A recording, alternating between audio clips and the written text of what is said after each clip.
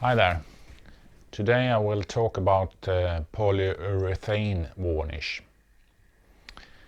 and how I made the Kayak look shiny like this. It's not perfect, but I think it will do. Polyurethane varnish comes in two cans, one with the hardener and one with the base, and these are mixed in a ratio 1:4.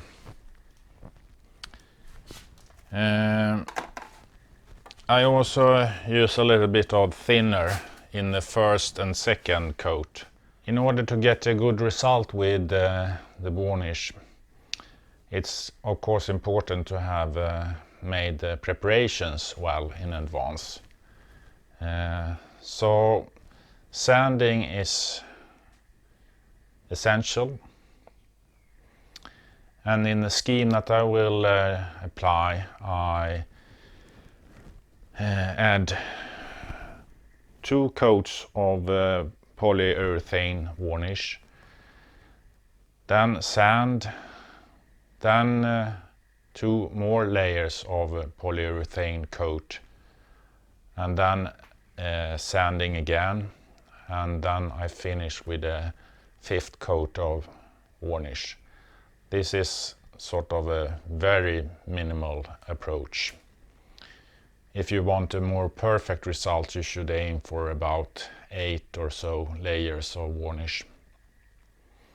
It improves for every layer the smoothness and the finish, but it also takes time.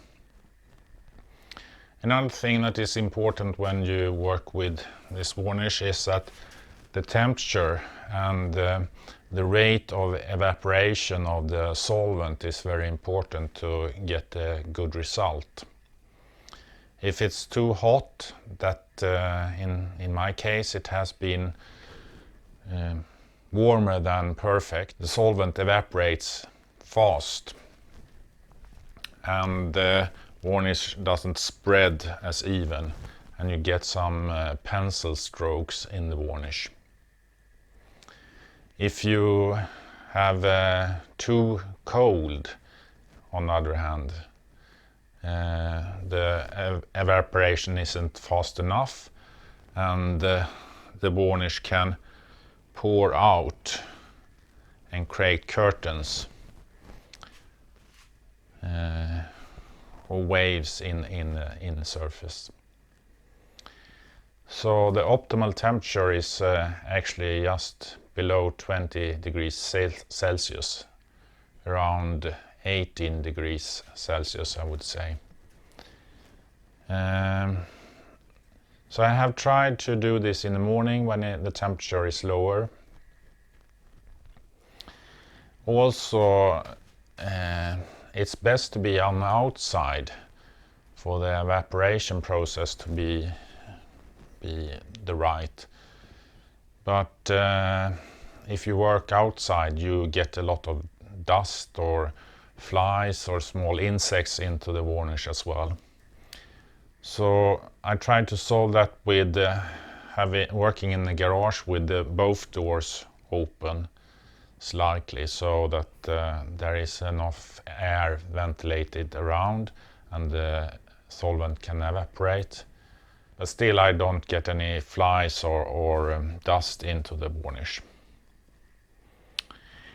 Also, you don't want to sand in the same area as you apply the varnish, because there will always be particles from the sanding flying around in the air. So you should try to work in an area which is as settled and calm as possible. First some vacuum cleaning of the area, and then let all dust settle over the night at least before you start applying varnish. So let me show you how I did it. I prepare the surfaces with a 120 grit paper. and remove scratches with an 180 grit paper. I vacuum off the dust before I move inside. With the tacky cloth, I wipe off the rest of the dust.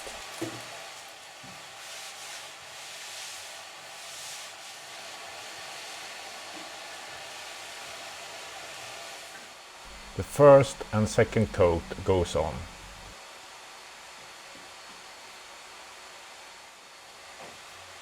Here I try to get a good coverage, not a perfect surface.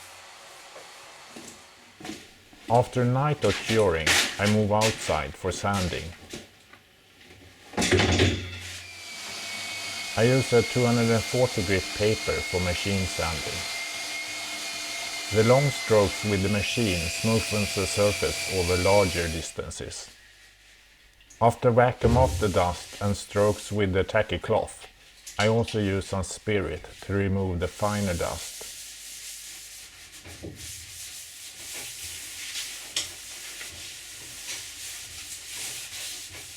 Mixing of 1 part hardener with 4 parts of base.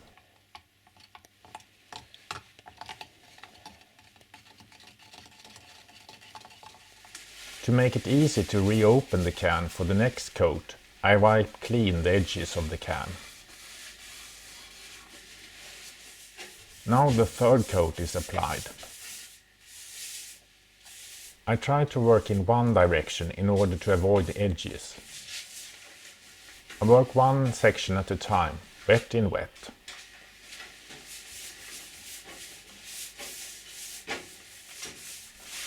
On both parts. The fourth coat is applied directly without sanding after about 9 hours. It is important that the coat does not cure too long to get the chemical bond. Up to 48 hours should be okay.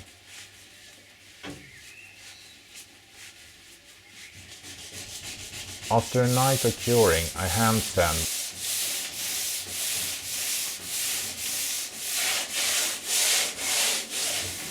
And also with a soft sanding sponge to even out small voids. Changing hulls.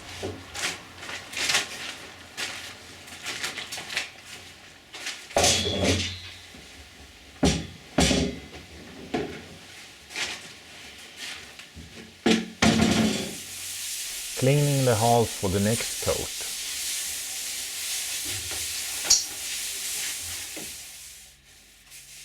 Now I try to get a smoother coat, working with softer strokes. Working in sections.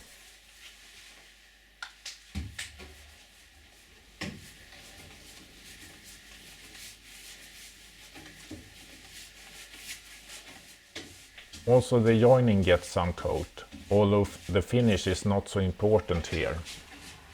Where the result is not good enough, I add a 6th coat. And the second on the joining piece.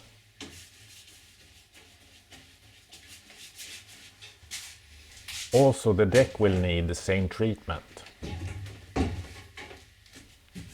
So I flip the boat when cured. This side does not need to be so smooth for performance, but for the looks. Under the flange I may paint later, but for now I varnish.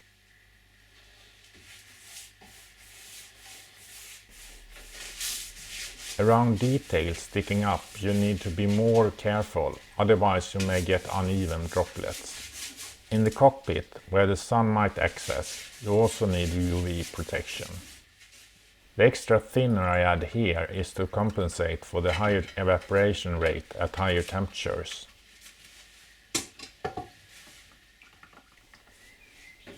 The second coat is mostly to get a good coverage. Most of it will be sanded off. More brutal strokes are okay for this layer. Around the edges it is more tricky to get an even surface. Sanding is needed. The sponge helps to even out on curved surfaces. I recommend the shower after sanding. Here I do some sanding before the morning run. The dust will make unevenness appear in the coat, thus careful vacuuming is necessary before moving inside. Around objects sticking up, you need to be more careful.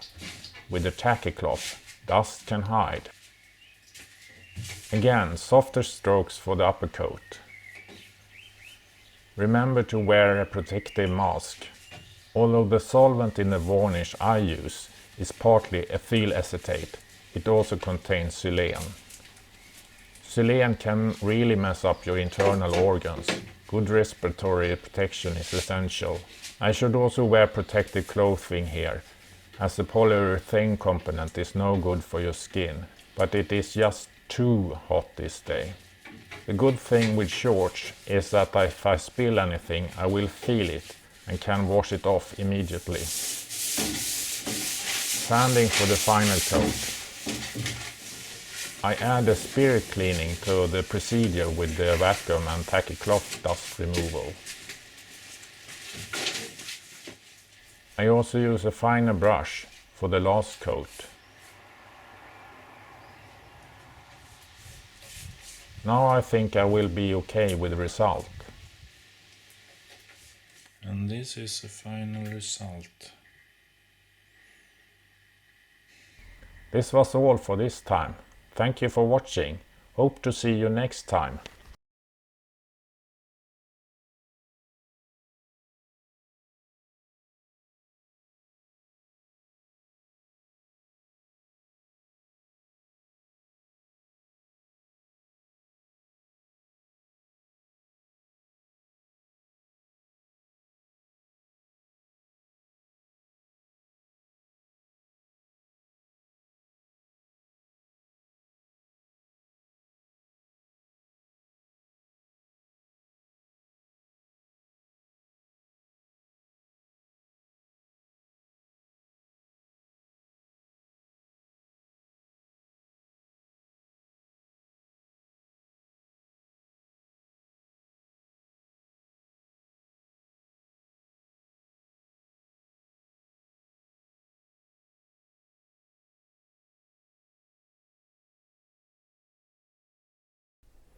And this is the final result.